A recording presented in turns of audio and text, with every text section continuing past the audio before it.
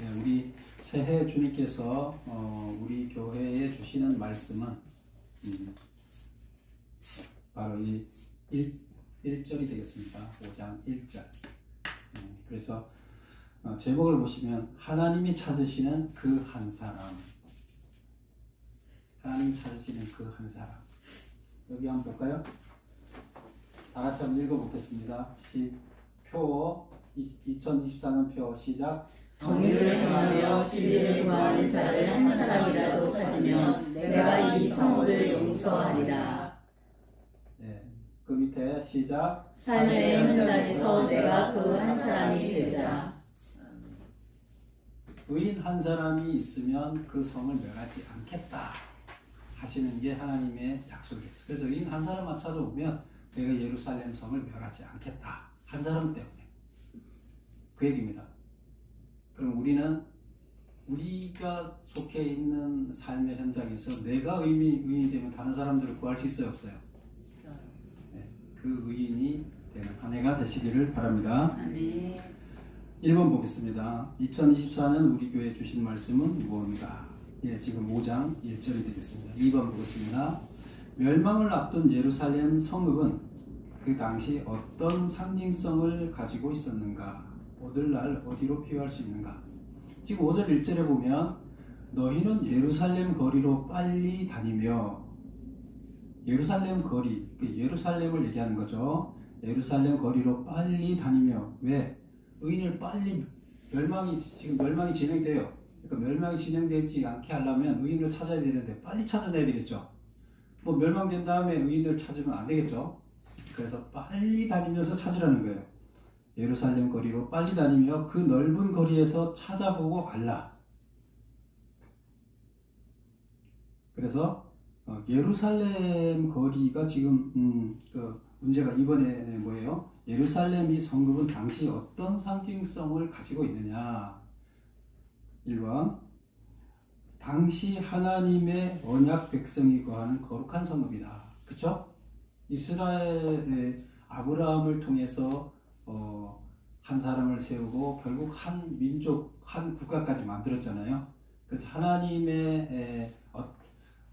하나님 나라 백성들이 어떻게 살아야 되는지, 하나님 나라가 어떻게 완성되는지, 거기 모습이 어떤지를 샘플로 보여주기 위해서 모델하우스를 지금 만든 거잖아요. 한 나라라는 모델하우스를 만들었어요. 그럼 그들이 이제 그걸 하나님 나라의 모습을 보여줘야 되는데 그들이 사는 곳이에요. 그게 예루살렘 성읍이에요. 그럼 지금 그 예루살렘 성읍이 오늘날은 어디일까요? 예. 하나님의 선택된 사람들이 사는 곳이니까 오늘날은 교회가 되겠죠. 그래서 오늘날 하나님의 자녀들이 모여있는 교회 공동체고, 그때 당시에는 언약 백성들이 거하는 거룩한 성읍이다. 그런데 지금 이 성읍이 어떻게 됐어요? 지금 망해가고 있어요. 지금 적이 쳐들어오면서 망하기 직전에 있어요. 왜 망했다고요? 그들이 죄를 너무 많이 졌기 때문에 그냥 둘 수가 없어요.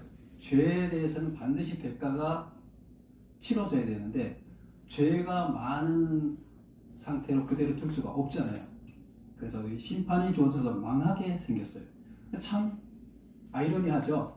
하나님의 거룩한 백성이 사는 곳은 죄가 없어야 되고, 그래서 망하는 일이 없어야 되는데 하나님 나라를 보여줘야 되는데 이게 반대로 되어 있잖아요. 그러니까 역할을 못했다는 거죠. 하나님의 종들이 사는 곳이 거룩한 역할을 감당하지 못했다. 오늘날로 보면 교회가 하나님을 보여주는 거룩한 역할을 감당하지 못하고 있다. 이런 얘기가 되겠습니다. 3번, 예루살렘 성읍이 용서받지 못하는 이유는 못하고 멸망받는 이유는 뭐 때문인가? 나와 있죠. 1절에 정의를 행하며 진리를 구하는 한 사람을 찾을 수 없기 때문이다. 그러니까 한 사람을 찾으면 멸망해요, 안 해요? 아니에요. 그런데 예레미야를 보내서 한 사람을 거리로 열심히 다니면서 찾으라고 했는데 찾았을까요? 못 찾았을까요? 결국 예루살렘이 망했어요, 안 망했어요? 망했다는 걸 보면 의인을 한 명을 찾아내지 못했다는 거예요. 그럼 예루살렘 성 안에 한 명의 의인이 있으면 예루살렘 안 망했어요.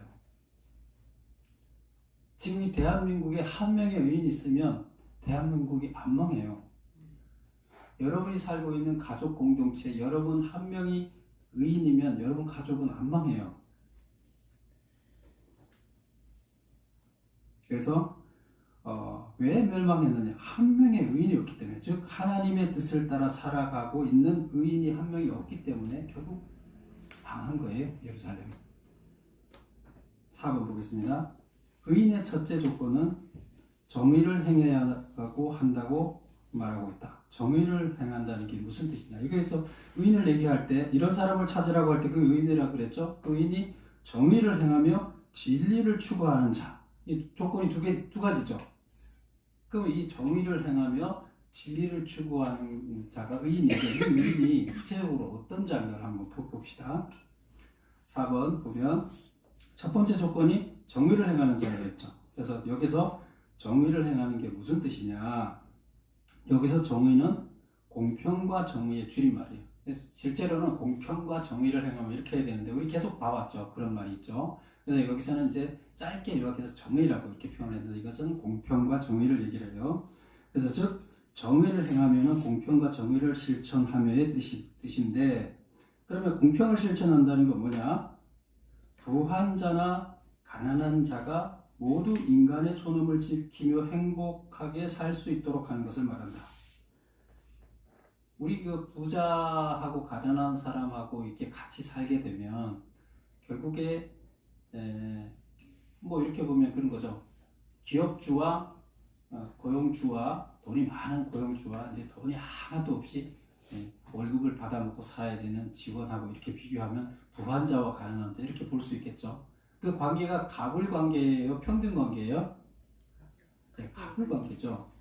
그래서 이 갑을 관계에 있지만 직원이면서도 인간의 존엄성을 잃지 않고 행복하게 살 수 있는 사회가 만들어져야 돼요. 그렇죠? 근데 갑을 관계가 형성됐는데 갑이 시키는 대로 뭐든지 말도 안 되는 그래서 인권의 지배를 받는 걸 다 해야 살아갈 수 있다 그러면 이거는 좋은 사회가 아니겠죠. 하나님이 원하는 사회는 바로 아무리 부의 가불이 일어났더라도 인권의 가불이 일어나지 않고 다 같이 행복하게 살 수 있는 구조를 얘기하는 거예요. 이런 시스템을 얘기하는 거예요. 그래서 여기서 공평을 실천한다는 것은 뭐냐? 즉 부한 자들이 낸 기부금이나 세금으로 가난한 자들을 보호할 수 있도록 하는 것을 말한다. 결국 부한 자들이 자기가 노력을 많이 해서 잘 노력해서 혹은 자기가 계획을 잘해서 머리가 좋아서 다른 사람보다 잠을 들자고 해서 돈을 많이 벌었다 생각을 하겠지만 하나님 입장에서는 뭐예요?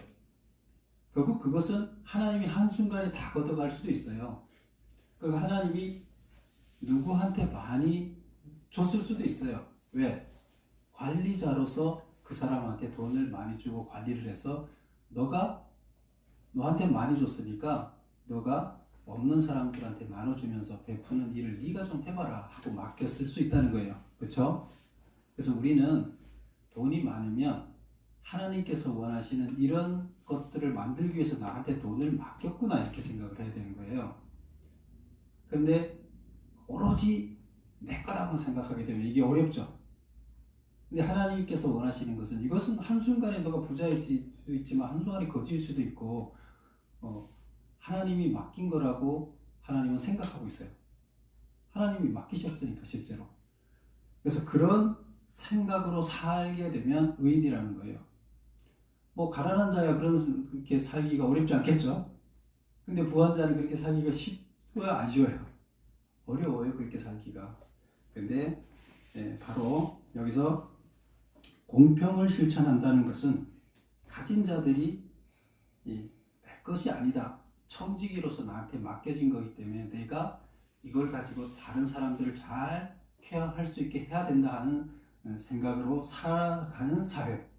이게 의인의 삶이에요. 이게 실천하는 거예요, 공평을.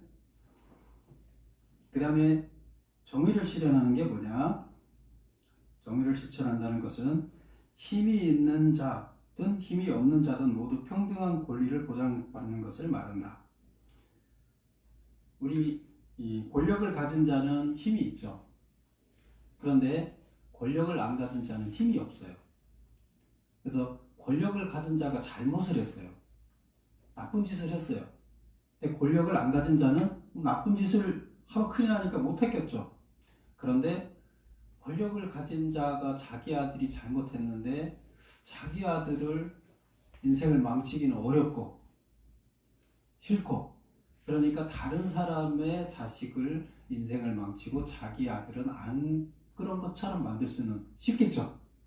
그러면 당하는 사람은 얼마나 억울하겠어요. 하나님은 이런 억울한 사회에는 있으면 안 된다고 생각하는 거예요. 그래서 이랬을 때 사실이 사실대로, 객관적인 사실이 사실대로 인정이 돼야 되겠죠. 잘못한 사람은 잘못해야, 권력자의 아들이 잘못했으면 잘못됐다고 사회에서 말할 수 있고 그렇게 평가를 받아야 되는 거예요. 그게 하나님이 원하는 정의예요. 그래서 여기 보면 즉 어떤 행위의 옳고 그름이 행위자의 힘에 의해 결정되지 않고 오로지 객관적 사실에 따라 결정될 수 있도록 하는 것을 말한다. 이것이 정의예요.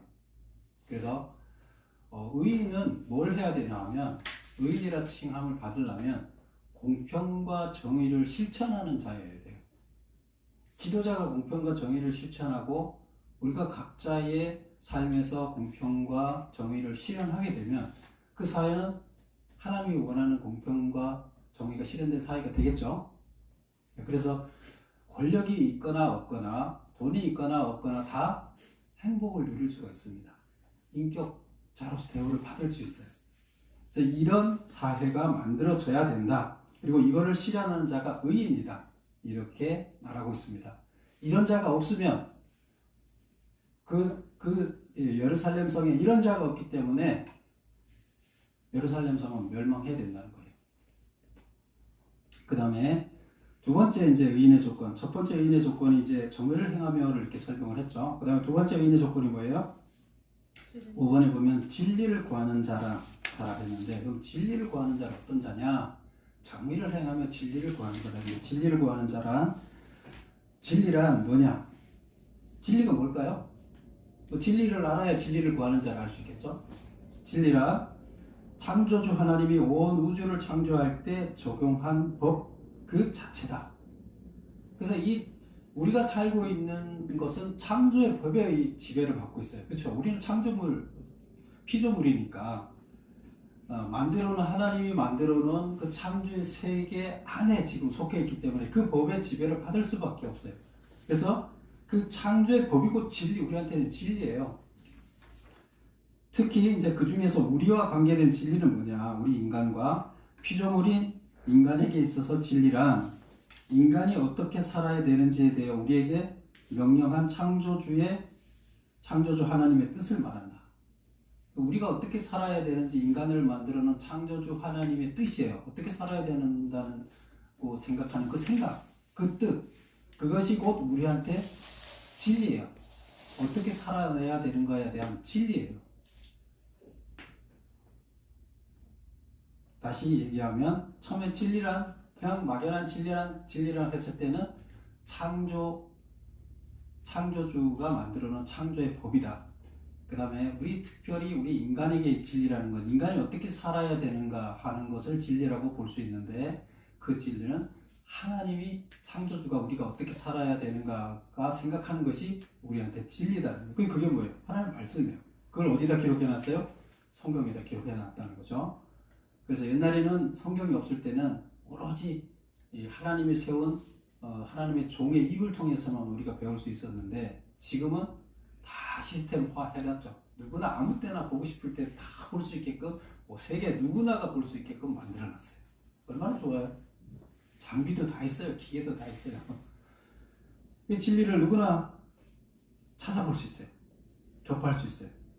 그래서 진리를 몰라서 내가 이렇게 잘못했을까 말할 수 있어요? 없어요? 없어요.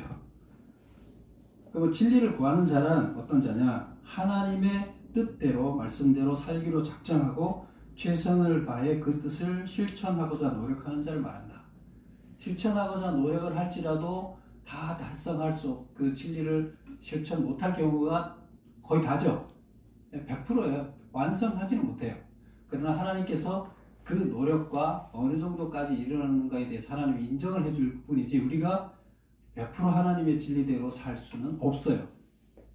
그러나 살게끔 노력하는 이 자세, 이것이 진리를 구하는 자의 자세. 진리를 구하는 자예요. 하나님 인정해 주는 거예요.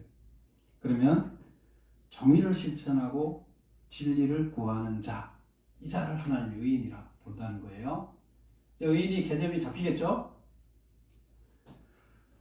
자, 그러면 이제 성경 창세기에서 또 의인에 대해서 언급한 것을 보면 6번 보면 하나님은 소돔과 고모라의 멸망 소식을 먼저 누구에게 알리셨는가? 그렇게 하는 이유는 뭔가? 우리 한번 찾아볼까요? 창세기 18장 16절 한번 보겠습니다.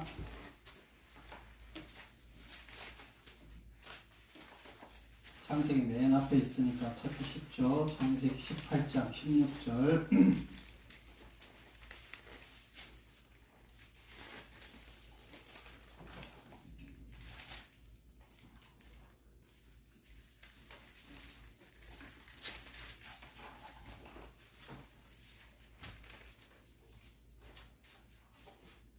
16절, 17절 다 같이 한번 읽어보겠습니다. 그 사람들이 거기서 일어나서 소돔으로 향하고 아브라함은 그들을 전송하러 함께 나가니라. 여호와께서 이르시되 내가 하려는 것을 아브라함에게 숨기겠느냐.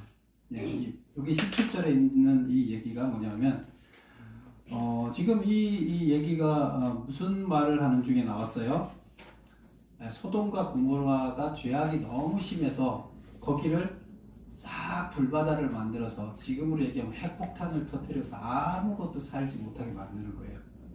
유황불을 그때 당시에 이제 하늘에서 유황불이 떨어져서 거기가 다 불바다가 됐다 이렇게 했는데 지금으로 얘기하면 뭐 핵폭탄 같은 그런 거죠. 그렇게 해서 거기를 불바다로 싹 만들어서 거기 살고 있는 모든 죄악들을 멸하는 거예요. 근데 그렇게 할 때 거기에 누가 살고 있었어요? 소돔과 고모라에 아브라함의 조카인 롯이 살고 있었죠. 그 아브라함하고 같이 왔던 둘이 나눠져서 따로 살고 있었죠. 그래서 롯이 거기 살고 있었는데 그 롯이 살고 있는 도시가 죄악의 도시가 돼서 거기를 하나님께서 멸망시키기로 작정을 했는데 멸망시키기 전에 어디를 찾아오셨어요? 그 옆에 살고 있는 아브라함한테 찾아와서 아브라함한테 17절 여호와께서 이르시되 내가 하려는 것을 아브라함께 숨기겠느냐. 아브라함한테 내가 뭘 하는지를 얘기하고 하겠다는 거예요. 이게 뭐예요? 소돔과 고모라를 멸망시킬 건데 그 얘기를 너한테 하러 왔다 얘기를 하는 거예요.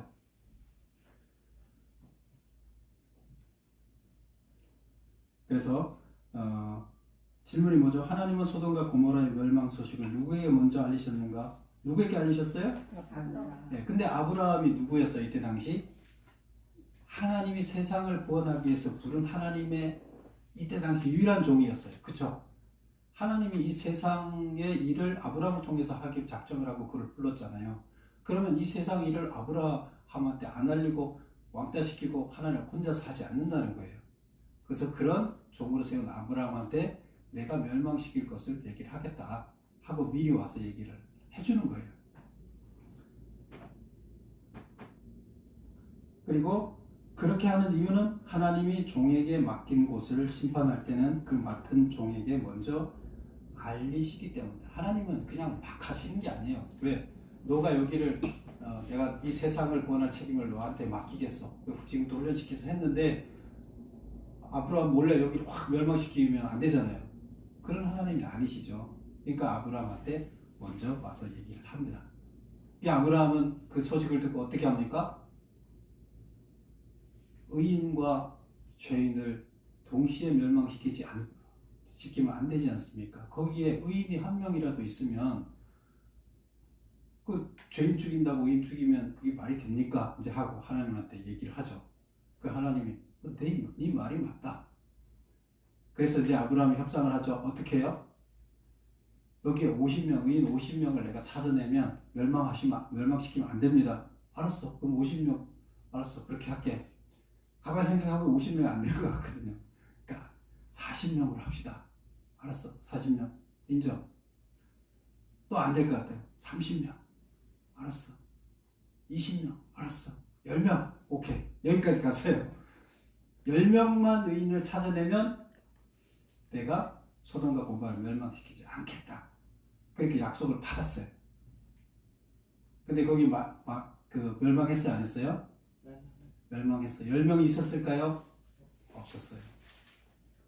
근데 지금 여기 여기 예레미야에서는 지금 몇 명 있으면 멸망 안 시킨다고요? 소돔과 고모라보다 이게 훨씬 큰 도시예요, 예루살렘은. 그런데도 불구하고 한 명만 있어도 멸망시키지 않겠다. 하나님이 엄청 유해지셨죠. 7번 보겠습니다. 하나님의 사자들은 롯에게 소돔과 고모라는 속히 소알로 도망할 것임을 명했다. 그러니까 하나님의 사자라고 하지만 실제로는 하나님이 이 땅에 형상으로 나타날 수 없기 때문에 심부름꾼을 보낸 것 같지만 사실은 하나님이라고 보면 돼요, 우리는. 그렇죠?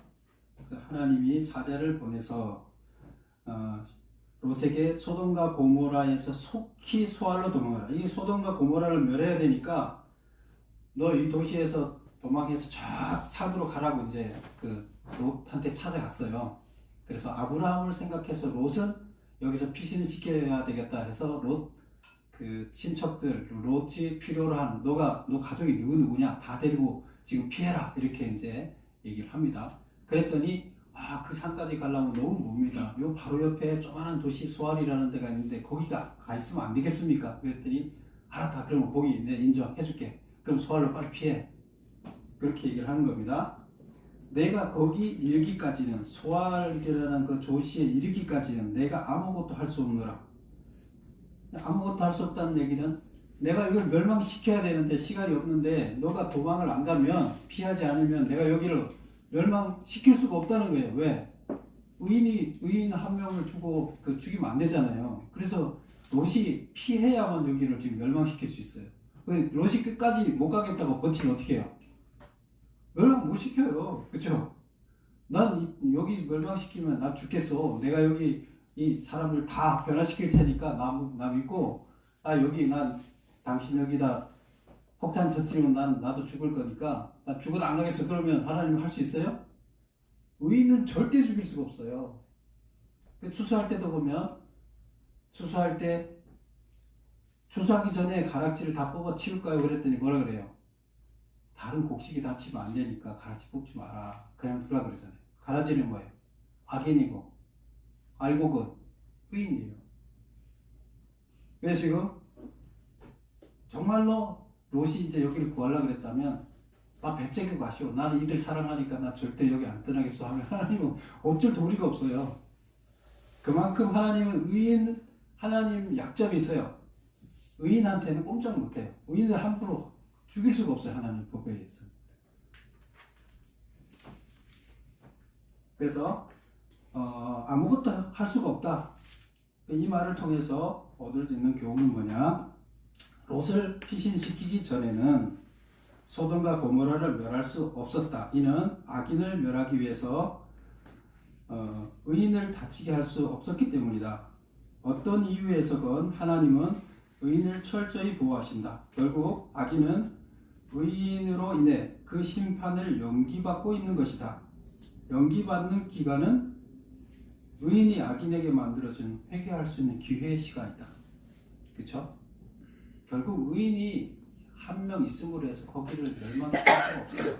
그럼 예루살렘에 한 명의 의인이 있고 몇천 명의 악인이 있다 할지라도 의인 한 명 때문에 몇천 명은 구원받을 수 있는 시간이 주어지는 거예요. 그렇죠? 언젠가는 자기네들이 심판대 앞에 서겠죠. 그러나 지금 당장 멸해야 되는데도 불구하고 악인이 멸해지지 않는 이유는 의인이 거기 있기 때문이에요. 그 얘기를 하는 겁니다. 그래서 하나님 앞에 의인 한 명은 우주 전체나 마찬가지예요. 그렇죠? 하나님한테 의인 한 명은 우주 전체예요. 그 이 우주를 구할 수도 있어요? 8번 내가 살고 있는 공동체의 멸망을 막기 위해 내가 할 수 있는 일은 무엇인가? 내가 하나님이 찾으시는 그 한 사람 의인이 되는 것이다. 하나님은 소수의 의인을 통해 역사를 이끌고 하나님 나라를 완성시킨다. 결국 예루살렘 성에 한 명의 의인이 있다 그러면 하나님은 그 한 명의 의인을 통해서 처음에 아브라함을 통해서 시작했듯이 한 명의 의인을 통해서 하나님 역사를 다시 멸망시키지 않고 써갔을 거예요. 그러나 거기를 멸망시킬 수밖에 없었어요. 왜? 의인이 없었기 때문이에요. 그런데 그들이 의인이 어디 가서 탄생했습니까? 포로지에 가서 포로 생활을 하는 중에 이 예레미야 선지자가 양성해 놓은 제자들이 포로지에 들어가서 하나님 말씀을 교육시킴으로 인해서 그들이 성경 공부를 시작해서 거기에서 포로지에서 의인이 만들어지기 시작했어요. 그렇죠? 그리고 그게 공동체가 만들어져서 다시 회복돼서 이스라엘 땅으로 포로에서 복귀하는 역사가 일어났어요. 거기에서 뭐가 만들어졌다고요? 남은 자, 하나님이 찾는 의인이 만들어진 거예요. 고난 속에서 하나님을 바라보고 회개하고 돌아오기 시작한 거예요. 그게 선지자 의인인 예레미야의 교육과 그 제자들을 통해서 그 일이 이루어졌던 겁니다. 물론 뭐 예레미야가 다 했다는 거 아니에요. 그가 만들어 놓은 교육에 눈물 흘리며 뿌려놓던 교육의 결과로서 그 뿌려진 씨가 결국에 열매를 거둔 것이죠. 그래서 하나님이 필요로 하는 것은 전체가 아니에요. 전체가 다 망가지더라도 하나님은 남은 자 한 사람을 통해서 결국에 역사를 만들어내세요. 그게 하나님이세요. 신이시기 때문에 가능해요. 반드시 그 일이 일어나도록 하십니다. 근데 우리는 세상이 다 악으로 물들고 거꾸로 가더라도 하나님이 인정하는 한 사람이 돼야 되는 거예요. 그게 우리가 하나님이 원하는 의인으로 살아가는 길입니다. 올 한 해 동안 한 명이 없어서 예루살렘이 멸망했습니다. 그리고 70년 포로 생활로 갓살이 됐어요. 한 명만 남아있으면 70년 포로 생활 안 해도 돼요. 여러분들이 70년 포로 생활을 막는 한 명이 되시길 바랍니다. 그래서 여러분들은 큰 용기를 가지세요. 나는 보통 사람이 아니다. 나는 하나님 앞에서 많은 사람들을 구원해내는 의인이다. 그렇게 생각하시고 하나님이 찾는 그 한 사람으로 살기를 작정하시고 기도하면서 그런 삶을 살아내시기를 축원합니다. 기도하겠습니다.